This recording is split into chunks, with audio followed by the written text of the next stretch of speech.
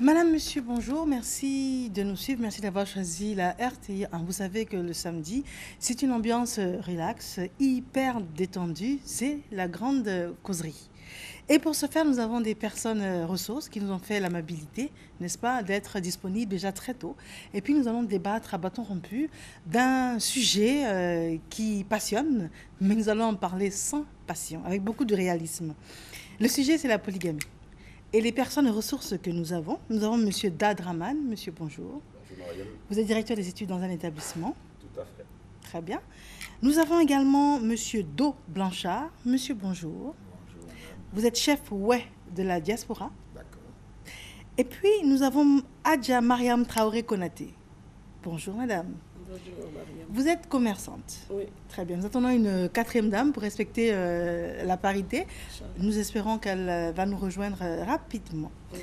Alors, polygamie, c'est vrai que dès qu'on dit ça, il y a des personnes qui vont foncer aussi en se disant mais nous allons en parler avec beaucoup de réalisme. D'abord, commencer par, selon tout un chacun, la définition de la polygamie. Donc, je m'adresse d'abord à Monsieur Do. Quelle est votre définition? Merci madame. La définition est toute simple.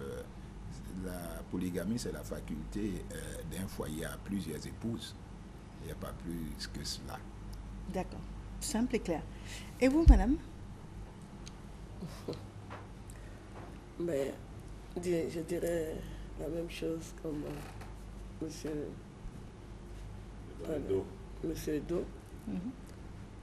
Mais il y a plusieurs raisons aussi qui poussent l'homme aussi à prendre une autre femme. Non, ça, on va discuter de tout ça. Hein. Mais la définition, vous êtes d'accord sur sa définition? C'est la faculté à prendre plusieurs épouses. Oui, je suis d'accord parce que je suis musulmane. Donc le Coran a autorisé. Donc il n'y a pas de raison que l'homme ne puisse pas prendre plusieurs femmes. D'accord. Mais il y a condition. D'accord. Très bien. Et vous? Alors, bon, je pense que tout est dit. C'est vraiment comme on appelle quelqu'un qui a plusieurs conjointes. Voilà, simplement. La polygamie. Parce que quand on parle de conjoint, c'est quelque chose de... On parle du mariage en fait. Voilà. Donc c'est forcément une définition aussi simple que ça. Très bien. Voilà. D'accord. Maintenant, on laisse le cadre de la simplicité pour entrer dans quelque chose d'un peu plus évolué. Selon vous, la polygamie, quand on parle également de l'égalité par rapport à la loi, un homme qui a une femme avec qui il est marié légalement et qui a une copine, est-ce que c'est un polygame, par exemple, selon vous? Non, ce n'est pas la polygamie. D'accord. Parce que comme on l'a dit, la définition vraiment elle est toute simple. On parle de polygamie lorsque la relation elle est officielle. Ça veut dire que tout le monde sait que vous avez 2 ou 3 ou 4 femmes. Mais quand vous avez quelqu'un qui est dans l'obscurité, ce n'est pas de la polygamie.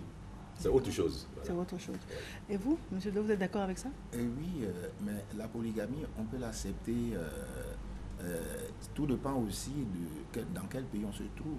Il y a des pays où, pays africains bien sûr, où la polygamie est autorisée, dans cela veut dire, donc c'est pour ça en définition, je disais tout à l'heure que c'est un foyer à plusieurs épouses. Maintenant, si on sort de ce carcan, et un autre foyer où on a une épouse légitime, c'est-à-dire légale, et puis encore qu'on a une autre à côté, ce n'est donc pas une polygamie, et ça, même si elle est déguisée, mais là c'est une maîtresse, ce n'est pas une polygamie. D'accord. C'est un homme tricheur. Très bien.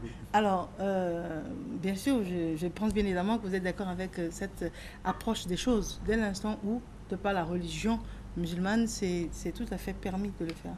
Oui, c'est permis d'avoir 4 femmes. Et quand c'est pas déclaré, nous on considère que c'est copine dehors. D'accord. Donc, elle n'est pas... D'accord. Alors, quand vous dites c'est pas déclaré, qu'est-ce que ça veut dire déclaré? Non, quand c'est pas officiel devant les gens, quand on n'a pas vu la famille pour donner la dot, donc on considère qu'elle ne fait pas partie de la famille, quoi. Très bien. Donc Alors, elle ça, est au dehors. oui. Bon. Et pour vous, messieurs, je pense que vous n'êtes pas musulman. Si vous l'êtes, et vous l'êtes pas? Non, je suis Non. chrétien. Vous êtes chrétien. Alors, c'était pour savoir, est-ce que selon vous, la polygamie appartenait à la religion musulmane ou bien ça pouvait aller au-delà? Bien, si vous regardez un peu pardon, l'histoire Et je pense que la question est vraiment à propos parce que beaucoup de gens pensent que quand on parle de polygamie, systématiquement c'est la religion musulmane. Ce qui n'est pas vrai. Parce que dans l'histoire, on a regardé de façon sociologique, la polygamie a existé. Vous regardez dans certaines régions, dans certaines cultures, il y a des chefs, il y a des rois qui ont plusieurs femmes. Il y en a même qui avaient plus de 20 femmes. C'est des choses qu'on a vues par le passé. Donc, lier la polygamie à la religion musulmane, je pense que ce n'est pas voir la question dans son ensemble.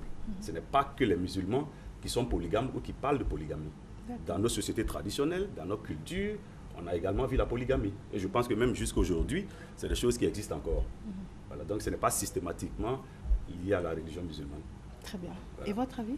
La polygamie est laïque et non confessionnelle. Parce que il y en a qui ne sont pas musulmans, mais bon, donc qui sont polygames. Donc on ne va pas indexer telle entité pour être polygame. D'accord. Voilà. Très bien. On Alors, arrivera tout à l'heure aux avantages où on va bien situer le débat. Et je voudrais peut-être ajouter un Allez-y. petit mot. Quand vous regardez la définition du terme polygamie, vous allez voir nulle part où on vous parle de religion. Bon, On vous explique simplement que c'est le fait d'avoir plusieurs femmes. Un point, un trait. Voilà. d'accord. Très bien. Alors, maintenant, quand on parle de l'égalité, parce que tout à l'heure, elle a dit quelque chose d'important, elle dit qu'il faut que ce soit déclaré.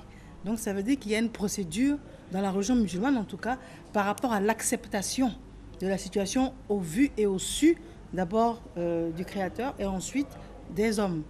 Maintenant, selon vous, quand on parle de l'égalité également, est-ce qu'il y a des différences à faire? Parce que l'acceptation n'est peut-être pas évidente. Bon, ça, c'est une question qui est profonde. Ce que je voudrais dire, c'est que la polygamie existe sous plusieurs plans. Vous avez le plan traditionnel, comme les gens le disent communément, où on va faire coco pour prendre quelqu'un. Vous avez le plan de la loi, comme vous l'avez dit. Parce que dans certains pays, comme le doyen l'a dit, c'est permis. Et vous avez le plan de la religion. Donc, du point de vue de ces trois éléments-là, je pense que quand on parle de polygamie, il ne faut pas réduire cela à un seul aspect. Comme je l'ai dit dans la définition, c'est facilement la question, la probabilité de prendre plusieurs femmes. Et je pense que si c'est compris comme ça, on ne va pas orienter le débat dans un seul sens. Voilà. D'accord. bon, l'égalité, je pense que je fais allusion, par exemple, à donc plusieurs de ses épouses pour un seul homme. Bon, alors donc, je pense qu'on veut parler du traitement. Si cela est bien compris, bon, il appartient à l'homme, c'est-à-dire au maître, d'être juste, d'être impartial. Alors donc, de cette façon, chacune de ces femmes retrouverait son compte dans ce genre de relation. Voilà, c'est ce que je crois comprendre. D'accord. Très bien. Et vous, ce que je veux vous demander, c'est, là, je veux vous parler d'acceptation. Il y a ce que la religion nous recommande et il y a ce que l'on peut éprouver, par exemple, en tant que femme. Je voudrais savoir si souvent, il n'y a pas un déphasage entre les deux. Mais il y a un défaillance total parce qu'aucune femme n'accepte d'avoir une rivale. Donc quand on te l'impose, mais si ça se fait avec le respect, peut-être qu'il n'y a pas de problème, sinon... Mais donc, le fait que la femme n'accepte pas, ça ne va pas en contradiction avec ce que la religion demande? Bon, mais puisqu'elle n'a pas le choix, hein, on a dit que ce n'est pas la religion pour de vrai. Les hommes, ils ont imposé, bon, on fait avec. Sinon, la religion dit si tu as les moyens, si tu peux t'en occuper. Tu as droit jusqu'à 4. D'accord. Très Maintenant, bien. si tu n'as pas les moyens... Elle a dit quelque chose d'important, la religion a imposé, on fait avec. On en parle tout de suite, il est 7h, il est temps pour nous de faire une courte pause, une page publicitaire.